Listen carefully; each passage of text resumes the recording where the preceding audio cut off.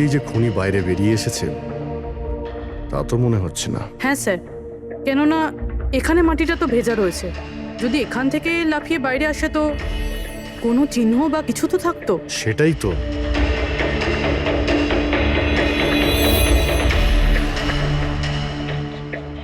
ওখানে মর্গের রুমের বাইরে সিমেন্ট ভিজে, ওখানে কোনো চিহ্ন নেই। এখানে একটাই রাস্তা আছে যেটা দিয়ে বাইরে আসা যায়। এখান থেকেও আসেনি মানে গেল কোথা দিয়ে?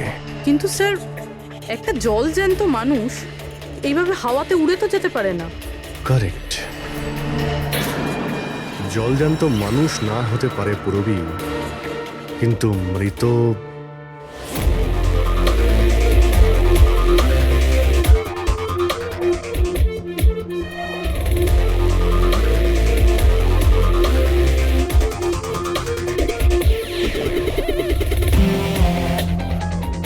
স্যার, এই মেঝেতে যে জীবাণুনাশক কেমিক্যাল স্প্রে করা হয়েছে এর ওপর জুতোর ছাপ রয়েছে। মানে খুনি যদি রাঘবকে খুন করে এই দরজা দিয়ে বাইরে বেরিয়ে যায় তাহলে তার কেমিক্যাল লাগা জুতোর চিহ্ন ওখানেও থাকা উচিত। এখানটায় দেখো তো।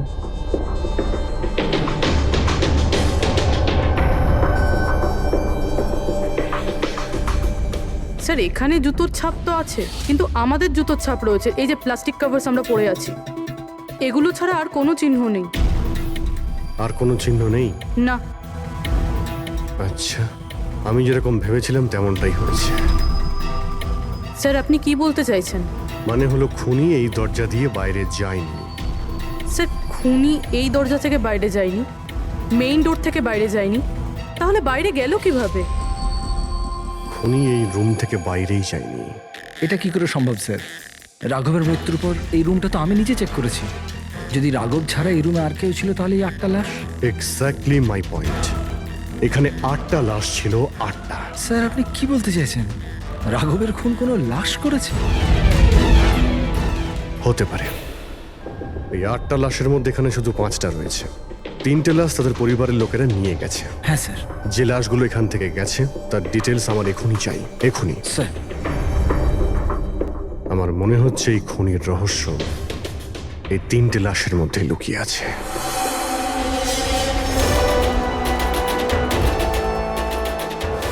ওই অ্যাক্সিডেন্টটা এখানে হয়েছিল।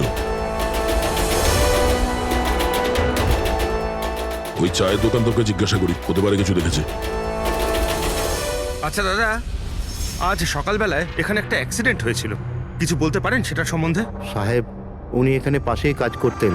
উনি রোজ চা খেতে আমার এখানে অবশ্যই আসতেন। আজকেও চা খেয়ে উনি আমার এখান থেকে বেরোচ্ছিলেন, এমন সময় অ্যাক্সিডেন্ট হয়ে গেল। সাহেব, কিছু বুঝতেই পারলাম না ওই গাড়িটা কোথা থেকে এখানে এলো আর ওকে ধাক্কা দিয়ে গেল।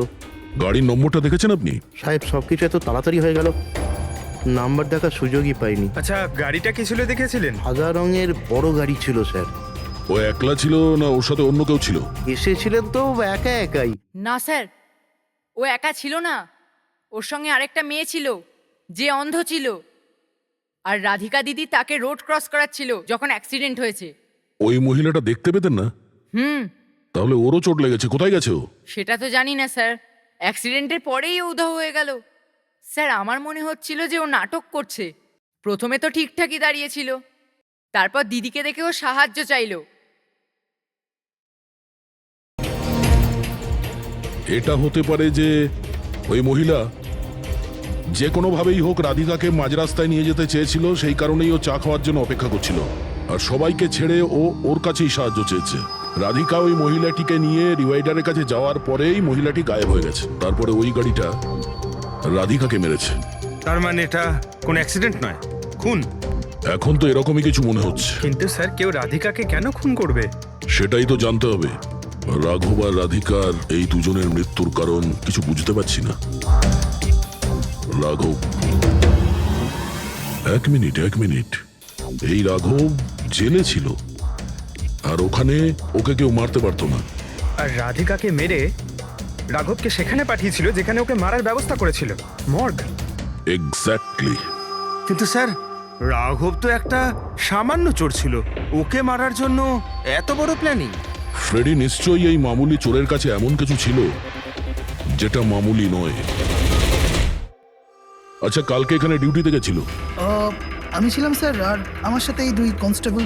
আমরা রাঘবের পুরো ডিটেলস চাই। আচ্ছা, এটা বলুন যে ওকে কোন অপরাধের জন্য গ্রেপ্তার করা হয়েছিল? আমরা ওকে গ্রেপ্তার করিনি, কাল রাতেও নিয়ে এখানে এসেছিল। নিজে এখানে এসেছিল? আমি স্যারের সঙ্গে টাকার কথা বলছি, তুই আমাকে ইনফরমেশনটা বল। বল। না, আমি এখন বড়বাবুকেই বলবো। এটা বল, স্যার কোথায়? তুই আমাকে বল না। না না, আমি স্যারকেই বলবো। কুশল, কিসের তর্ক বিতর্ক চলছে এখানে? নমস্কার স্যার। রাঘব, তুই এখানে কি করছিস? স্যার, রাঘব বলছে ও অনেক বড় ইনফরমেশন নিয়ে এসছে। আচ্ছা, ঠিক আছে, ওর কাছ থেকে ইনফরমেশন নিয়ে নাও। কিন্তু স্যার, ও টাকা চাইছে।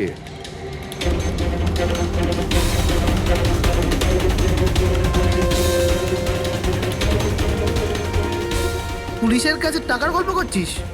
টাকা চাই? খবরটা কিছু এরকম।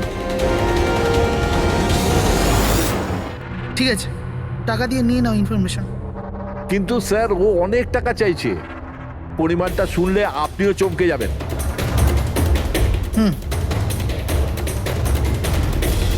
বল, কত দাম তোর ইনফরমেশনের?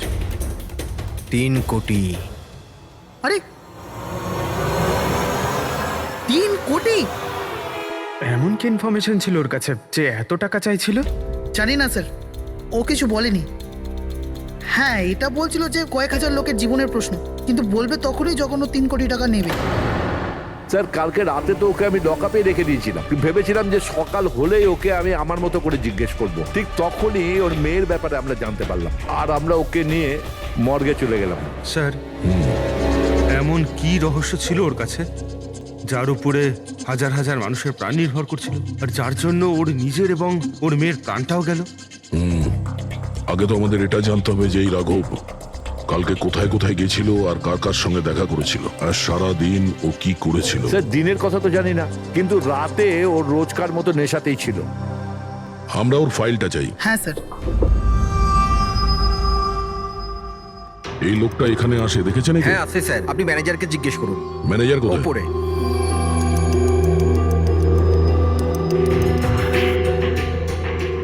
ম্যানেজার? ওই দেখুন ম্যানেজার। আমরা সিআইডি থেকে আসছি। এই লোকটা কাল এখানে এসেছিল? স্যার, এ তো রাঘব, এ সবসময় এখানে আসে। এই লোকটা কাল রাতে এখানে এসেছিল কিনা? হ্যাঁ স্যার, কাল রাতে এসেছিল, আর কাল মোটামুটি 11টা অব্দি এখানেই ছিল। ওর ব্যবহার কেমন ছিল? সবসময়ের মতো চিন্তাই ছিল। চিন্তিত ছিল? কিছু বলেছিল? কি কারণে চিন্তিত ছিল? জুয়া খেলে খেলে একেবারে ধারে ডুবেছিল। স্যার, আমাদের এখানেও প্রায় 5,000 টাকা ধার নিয়েছে। কালই বলেছিলাম ওকে, যদি পুরনো টাকা না দাও তাহলে এখানে কোনো খাওয়া দাওয়া পাওয়া যাবে না। তখন ও কি বললো? বলেছিল মিটিয়ে দেবে। কিছু নতুন কাজ করতে যাচ্ছিল। নতুন কাজ? কি কাজ? সেটা বলেনি স্যার। ঠিক আছে, থ্যাংক ইউ।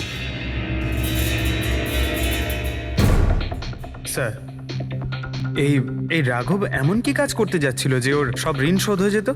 আর পুলিশ স্টেশনে গিয়ে বলেছিল যে ওর কাছে বিশেষ একটা ইনফরমেশন আছে, 3 কোটি চেয়েছিল তার জন্য। যাই ঘটেছে রাঘবের এখান থেকে বেরোনোর পর আর পুলিশ স্টেশনে যাওয়ার আগে জানার চেষ্টা করি যে রাঘব এখান থেকে বেরোনোর পর কোথায় কোথায় গেছিল।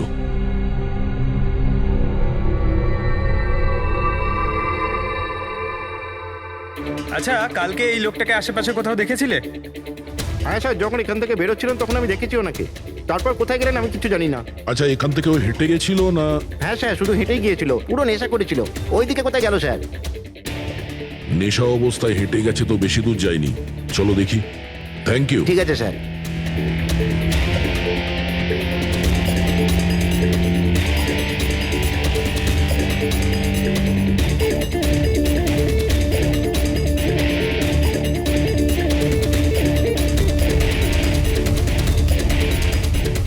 দেখেছো একে? হ্যাঁ স্যার, দেখেছি। একটু এগিয়ে যে গলিটা আছে না, ওখানেই যাওয়া আসা করে।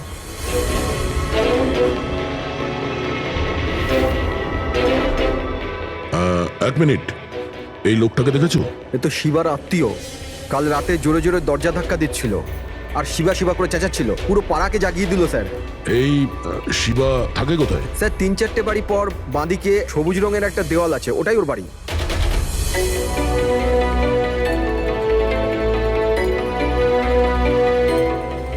তালা লাগানো আছে, খুলতে হবে। পঙ্কজ একটা কাজ করো, আশেপাশে কেউ আছে কিনা দেখো, ডাকো ওকে। আরে এদিকে এসো।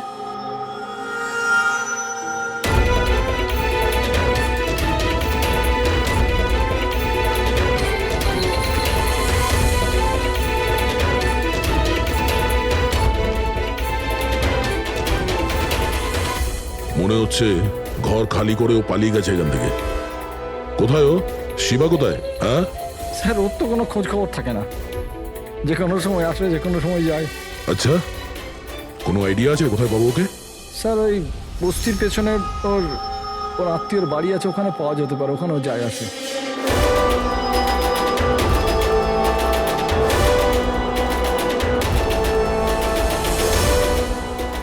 এই বাড়িটা।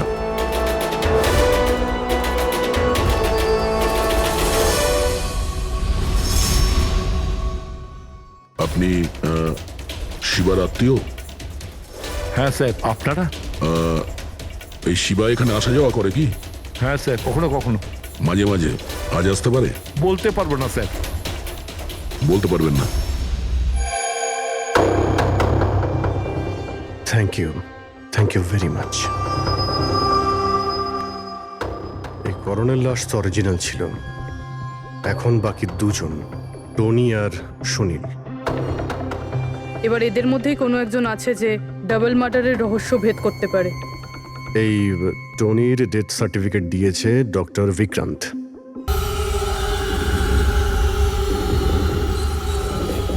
রবি, রবি, দরজা খোল। আপনি কে? সিআইডি। কোথায় পালাচ্ছিস? এই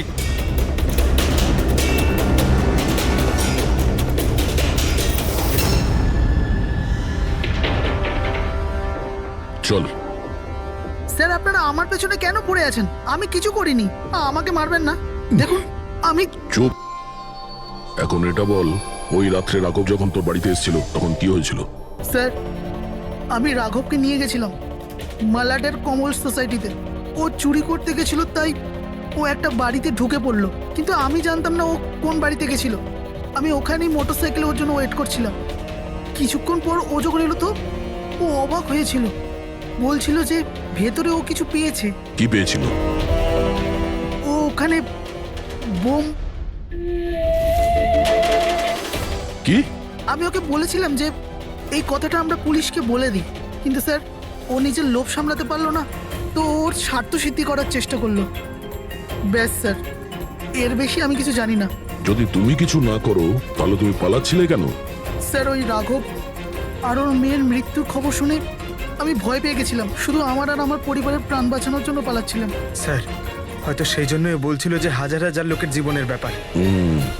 আর যদি সত্যি রাঘব ওখানে বোম পেয়ে থাকে তাহলে এটা তো খুব সাংঘাতিক ব্যাপার। অন্য কেউ ওই বোমটা পাওয়ার আগে আমাদের খুঁজতে হবে ওই বোমটাকে। কোথায় ছেড়েছিলে তুমি রাঘবকে? বলো আমাদের। চলো। কামেন। ডক্টর বিক্রান্ত, হ্যাঁ বলুন। আমি সিআইডি থেকে এসেছি। সিআইডি? বসুন। না, ঠিক আছে।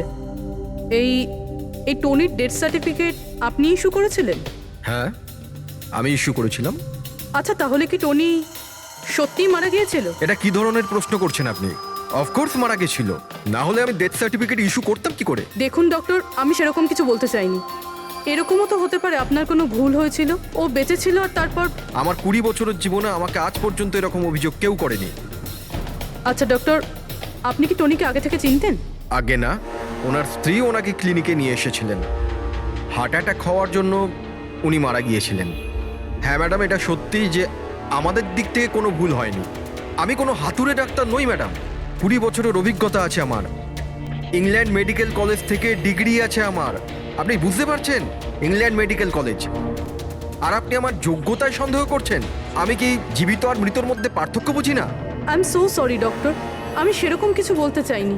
আচ্ছা আপনি এটা বলুন, ওই লাশটাকে নিয়ে কোথায় যাওয়া হয়েছিল? কবরস্থানে নিয়ে গেছিল, আর কোথায় যাবে? থ্যাঙ্কস।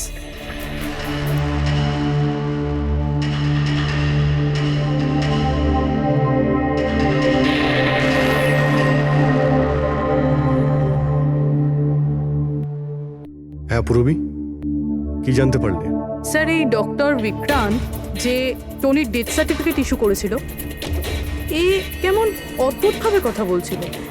বলছিল যে সে তার ডিগ্রি ইংল্যান্ড মেডিকেল কলেজ থেকে পেয়েছে। England medical college? হ্যাঁ স্যার। স্যার, এই নামের তো কোনো কলেজ নেই, আমি ইন্টারনেটেও চেক করেছি। তাহলে আমাকে এরকম কেন বললো?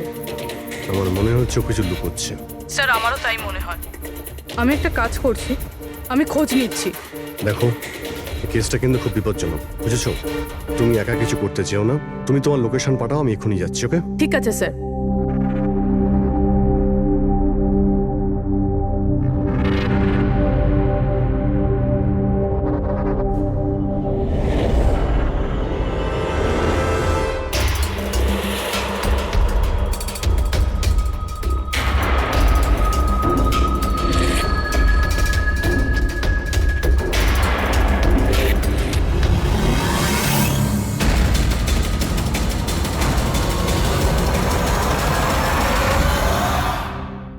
শিবা বলল যে ও রাঘবকে এখানেই ছেড়েছিল।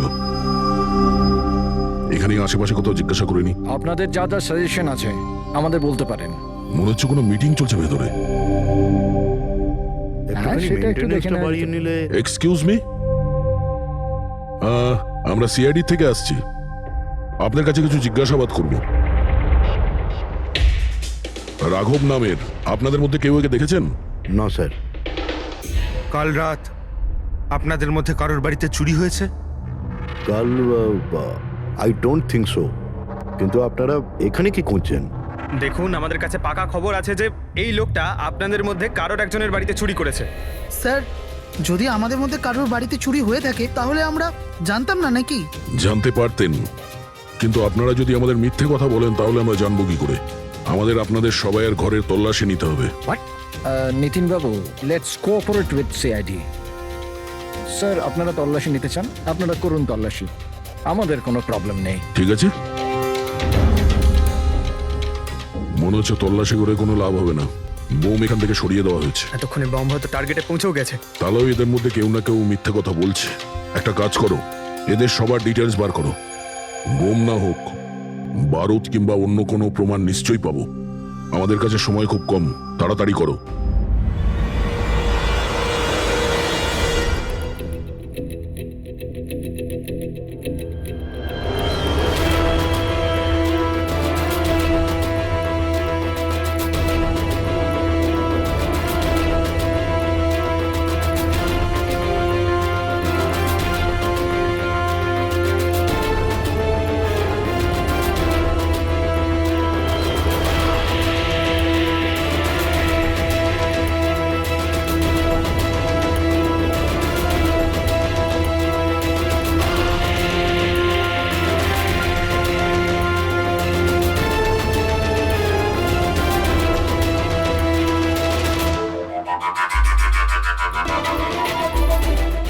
কফিন?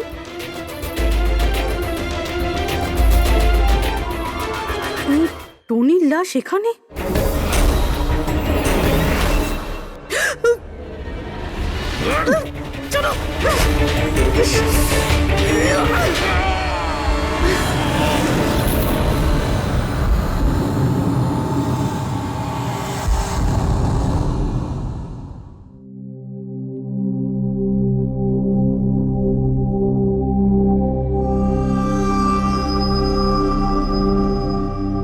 হ্যাঁ পঙ্কজ, স্যার, বমের ব্যাপারে কিছু জানতেই পারছি না স্যার।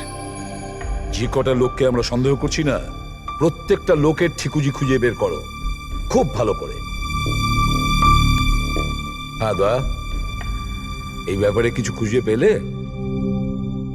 স্যার, ও কেস ফাইল থেকে তো পাচ্ছি না, তবে পুলিশ ডেটা থেকে পাচ্ছি স্যার। আচ্ছা, কাল রাত্রে কেউ পুলিশ ডেটাবেসে এন্ট্রি করেছে স্যার। এই দেখুন, রাত 3:30-র সময় সিস্টেমের ফায়ারওয়াল 15 মিনিটের জন্য বন্ধ ছিল। মানে স্যার, কেউ এই সিস্টেমটাকে অ্যাক্সেস করার চেষ্টা করেছে আর কিছু ফাইল খুলেছে। কোন ফাইলগুলো? রাঘবের ফিঙ্গারপ্রিন্ট স্যার। রাঘবের ফিঙ্গারপ্রিন্টস? রাঘবের ফিঙ্গারপ্রিন্টস? কিন্তু কেন? এটার তো একটাই মানে দাঁড়ায় দয়া, সে যেই হোক সেই রাঘবকে চিনতো না, এই জন্য ও রাঘবের ফিঙ্গারপ্রিন্ট পেয়েছিল ওই বোম রাখা ঘরে।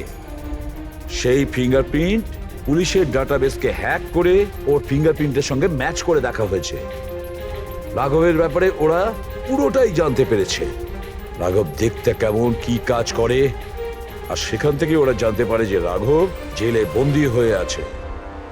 ওদের যে করেই হোক রাঘবকে জেল থেকে বের করতে হতো। এই জন্য রাঘবের নিরীহ সন্তান রাধিকাকে ওর অ্যাক্সিডেন্ট করিয়ে দিয়েছে। ও জানতো যে পুলিশের লোকেরা রাঘবকে নিয়ে রাধিকার কাছে আসবে তার মেয়েকে দেখানোর জন্য। নিজের সন্তানকে দেখতে রাঘব নিশ্চয়ই আসবে, আর তারপরে সুযোগ পেতেই রাঘবকে মেরে ফেলেছে। এরা খুব সাংঘাতিক লোক দয়া, ওরা এতটাই বিপজ্জনক পুলিশের ডাটাবেস পর্যন্ত হ্যাক করতে পারে। বাস স্যার, একবার এটা জানতে পারি যে মর্গে রাঘবের খুন কে করেছে, তাহলেই। হ্যাঁ অভিজিৎ, বলো। দয়া, পুরবীর একটা খুব বড় বিপদ হয়েছে, ওকে ফোনে পাচ্ছি না, ওকে খুঁজতে হবে। কি? ঠিক আছে, আমরা ওর মোবাইল ট্র্যাক করে পৌঁছচ্ছি। ওকে ওকে, ইয়া। কি হলো? পুরবী প্রবলেমে আছে স্যার।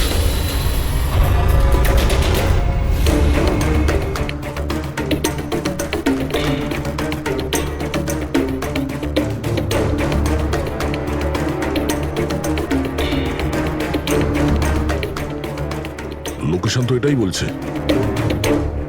চলো।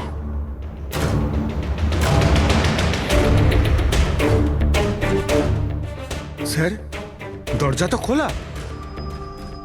চলো।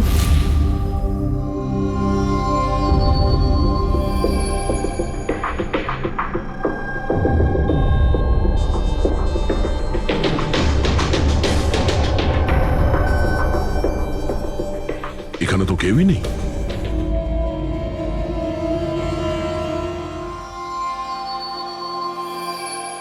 মনে হচ্ছে কেউ আসছে।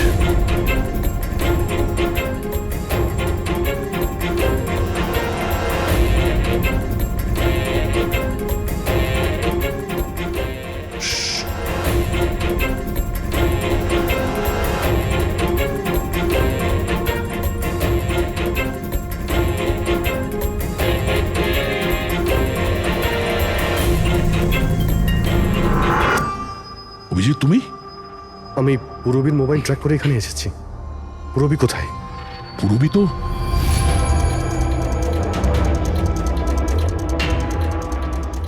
পুরবী? ও নো, পুরবী, পুরবী। পুরবী, পুরবী, পুরবী। স্যার, ওর গলার দাগটা দেখুন স্যার, মনে হচ্ছে ওর গলা কেউ টিপে দিয়েছে। নার্ভও খুব স্লো আছে। পুরবী, পুরবী, পুরবী, পুরবী। পুরবী, কি হয়েছে? এসব কে করেছে? হ্যাঁ স্যার, ওই টনি, ওই যে টনি? টনি। স্যার, ও এখনো বেঁচে আছে, এখানেই কোথাও আছে স্যার। পঙ্কজ, দেখো তো কে। ফ্রেডি, তুমি এক্ষুনি পুরবীকে হসপিটালে নিয়ে যাও, বুঝেছো? চলো চলো পুরবী। ওঠো।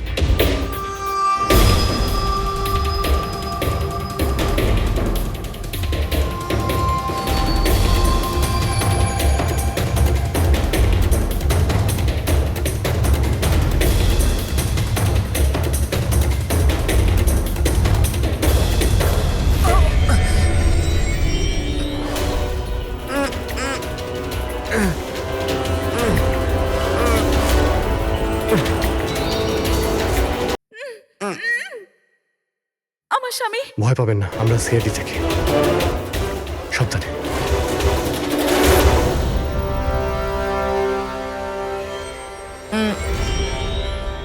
আপনি কে? আমি ডক্টর বিক্রান্ত। ওরা জোর জবরদস্তি করে আমার থেকে সার্টিফিকেট বানিয়েছিল। আমার বউ ওদের কাছে বন্দি ছিল, ওর প্রাণের ঝুঁকি ছিল। এই, এসব কি হচ্ছে কি? হ্যাঁ, এতক্ষণ তো লাশটা মিথ্যে ছিল। যদি সত্যি কথা না বলো না, তোমাদের দুজনকে জীবন্ত পুঁতে ফেলবো।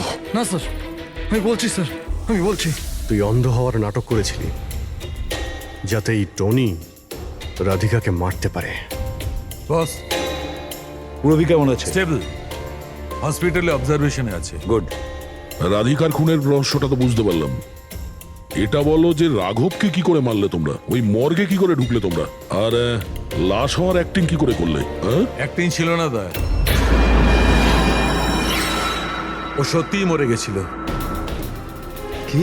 কি ঠিক বলছি তো? প্রথমে তুমি মরে গেছিলে, তারপর বেঁচে উঠে তুমি রাঘবকে খুন করে দিলে, রাইট? আরে সালুকে কি বলছো সব? মরে গেছে, বেঁচে উঠেছে, আবার বেঁচে উঠছে। আমি ঠিক বলছি বস। পুরবীর গলাটা টেপার সময় এর হাত থেকে কিছু কেমিক্যালস পুরবীর গলায় লেগে যায়। আমি ওগুলো টেস্ট করেছি। ওটা এক ধরনের টক্সিন, যেটা খুবই রেয়ার, দুর্লভ সমুদ্রের মাছের মধ্যে পাওয়া যায়।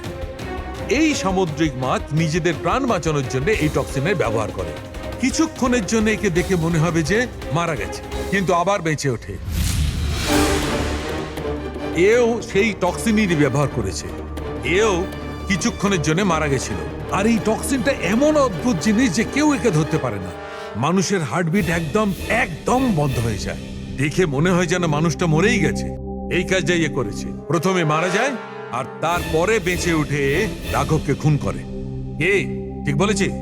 Correct sir. তুমি ওদেরকে মারলে কেন? আমি টাকা পেয়েছিলাম স্যার। ইন্টারনেট থেকে কেউ আমাকে হায়ার করেছিল রাঘব আর রাধিকাকে মারার জন্য। বোম কোথায়? বম কোথায় আমি জানি না স্যার। কে হায়ার করেছে তোমাদের? আমি এর আগে কোনোদিন দেখা করিনি স্যার। ও আমাকে একটা বিল্ডিংয়ে রেকি করার কথা বলেছিল, যেটাকে ওড়াতে চাইছিল। কোন building? DT pharma company limited.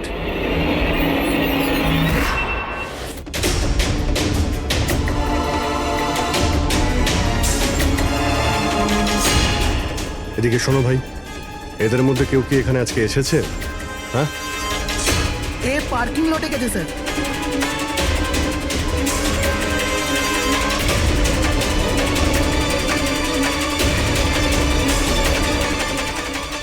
Sir, এই পার্কিং লটটা তো অনেক বড়। বম খুঁজতে তো কয়েক ঘন্টা লেগে যাবে। আর যদি এখানে ব্লাস্ট হয় স্যার, তাহলে অনেক লোক মারা যাবে। কিন্তু এই বোমটা কোথায়? তাড়াতাড়ি খুঁজতে হবে বোমটা।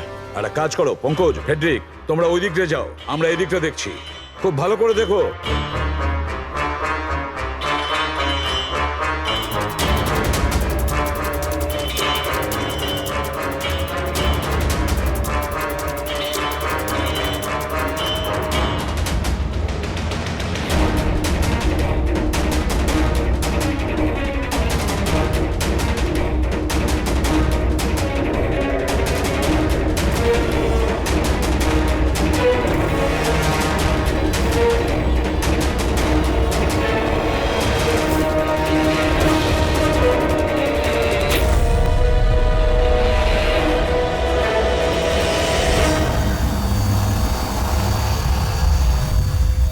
নিতিন,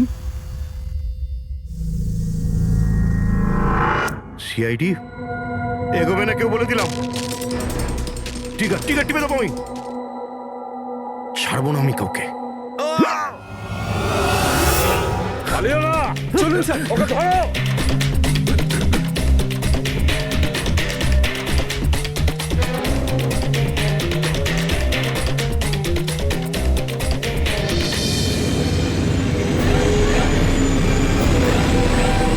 খেলা শেষ।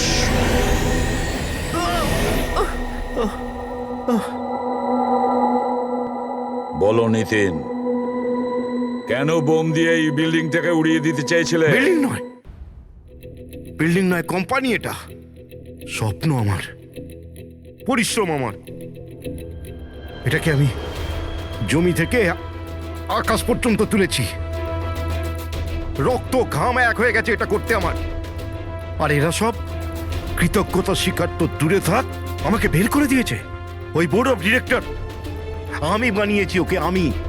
আর উনি আমাকেই বের করে দিয়েছেন। কি অবস্থা করেছে আমার। প্রতিশোধ তো নিতেই হতো। কিছু লোকের প্রতি প্রতিশোধ নেওয়ার জন্য তুমি এই পুরো বিল্ডিংটাকে উড়িয়ে দিতে চেয়েছিলে? হ্যাঁ, এই বিল্ডিং এ যে সমস্ত নিরীহ লোকেরা আছে তারা কি ক্ষতি করেছিল তোমার? রাঘব আর তার মেয়েরও প্রাণ নিয়েছো তুমি, আর তারপরেও এই বিল্ডিংটাকে প্ল্যান করে শেষ করতে চেয়েছিলে। কঠোর থেকে কঠোরতম শাস্তি।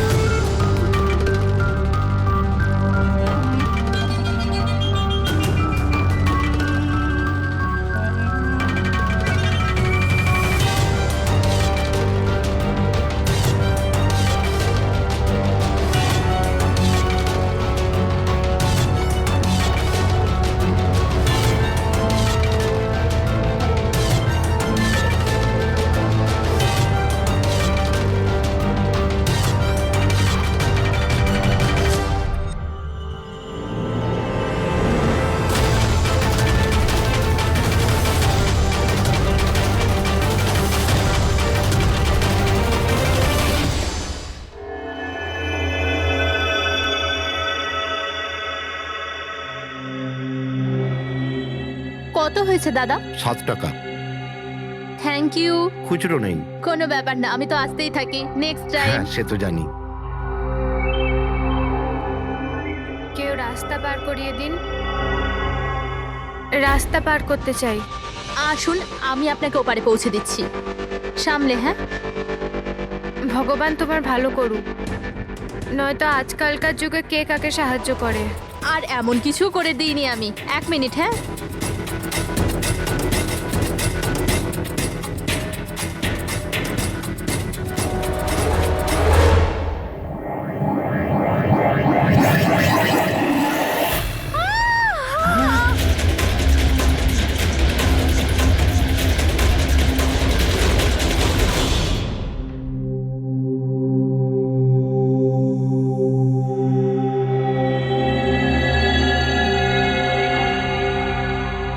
তুমি এখানেই দাঁড়াও। এসো।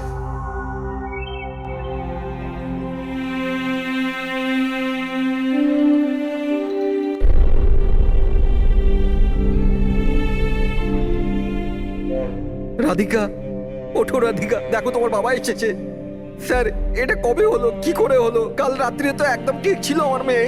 রাধিকা ওঠো। রাধিকা ওঠো বাবা, ওঠো। আমরা বাইরে আছি। রাধিকা, রাধিকা ওঠো। দেখো, দেখো আমি এসেছি। রাধিকা ওঠো।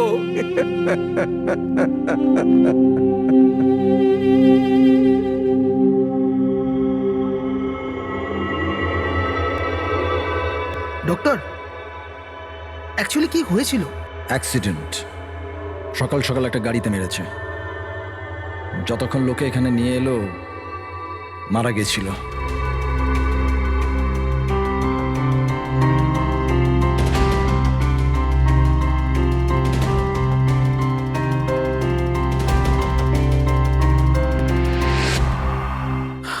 রাঘবকে নিয়ে এসো।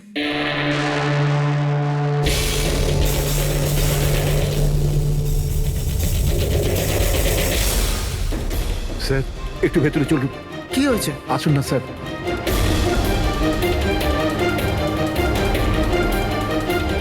হ্যাঁ?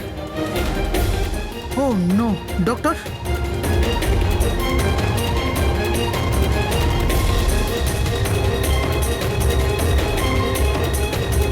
হি ইজ ডেড।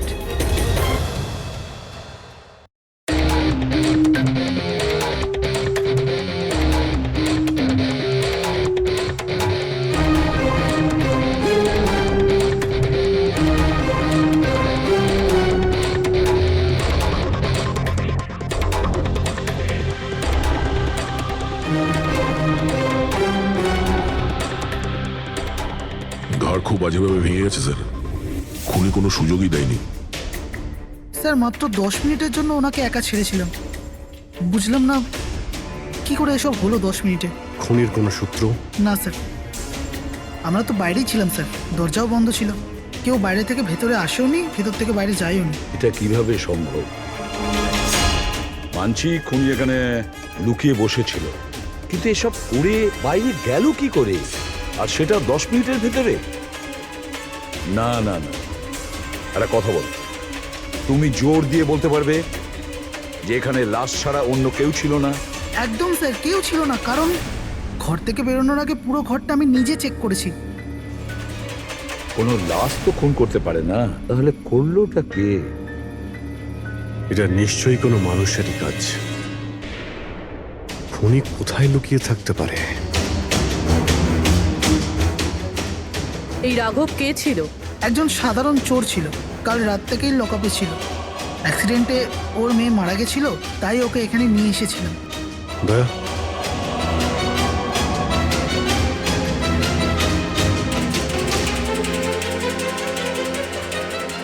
এই যে এখানে তো দরজা আছে। হ্যাঁ, এই দ্বিতীয় দরজার ব্যাপারে আমাদের বলেননি কেন? ইন্সপেক্টর স্যার, এই দরজাটা তো বরাবরই বন্ধ থাকে। না এটা কখনো খোলা হয়, না এটা ব্যবহার করা হয়। ইনফ্যাক্ট আমরা তো এর ব্যাপারে ভুলেই গেছিলাম। তোমরা ভুলে যেতে পারো, কিন্তু খুনি খুব ভালো করেই দরজার ব্যাপারে জানতো। চলো এগিয়ে দেখি কত দূর যাওয়া যায়।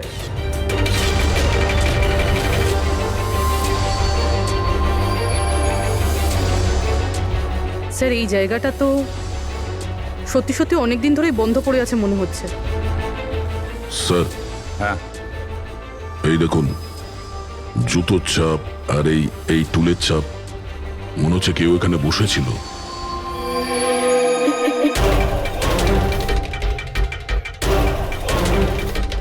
স্যার, হ্যাঁ স্যার এইদিকে যাওয়ার একটা রাস্তা আছে।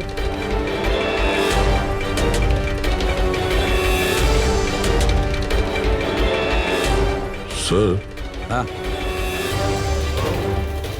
স্যার এখানে সিমেন্টের প্লাস্টারের কাজ চলছে। হ্যাঁ এই সিমেন্টটা ভিজে রয়েছে, এখানে কোনো চিহ্ন না রেখে কেউ যেতেই পারবে না স্যার। আর এত বড় লাভ কেউ দিতেও পারবে না। সেটাই তো। স্যার এরকমও তো হতে পারে যে খুনি অন্য কোনো রাস্তা ব্যবহার করেছে। হ্যাঁ কিন্তু সেটা কোথায়? স্যার, স্যার দরজা।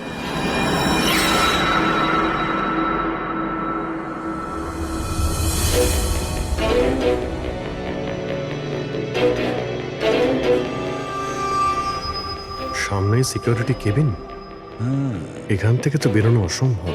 সেটাই তো। তাহলে যেতে পারে কোথা দিয়ে? স্যার এই খুনি কিন্তু বেশ ভালো প্ল্যান বানিয়েছিল। হ্যাঁ কিন্তু একটা প্রশ্ন থেকে যায়, একটা সাধারণ চোরকে মেরে ফেলার জন্য এত বড় প্ল্যানিং আর এত বড় ঝামেলা করার কি দরকার তার? আর কেনই বা করবে? হ্যাঁ স্যার, রাঘব তো পুলিশ কাস্টাডিতেই ছিল, ওকে মারার প্ল্যানিং এখানে কেন করলো, তাও হসপিটালের মর্গের মধ্যে? আর তারপর খুনি বা জানলো কি করে যে ওর মেয়ের আজকেই অ্যাক্সিডেন্ট হবে আর ওর বডিকে এখানে নিয়ে আসা হবে? গন্ডগোল আছে অভিজিৎ, অনেক বড় গন্ডগোল আছে। এই রাধিকা আর ওর বাবা রাঘবের মাঝখানে কোনো না কোনো আলাদা সম্পর্ক নিশ্চয়ই আছে। তা একটা কাজ করো, রাধিকার অ্যাক্সিডেন্ট আর ওর বাবা রাঘবের খুন, এই দুটো কাজ করার মধ্যে কিসের যোগাযোগ আছে খোঁজ নাও। স্যার, আর অভিজিৎ দেখো তো একটু এই হসপিটাল চত্বর ঘুরে যে খুনি এখান থেকে গেল কিভাবে আর কোন রাস্তা দিয়ে।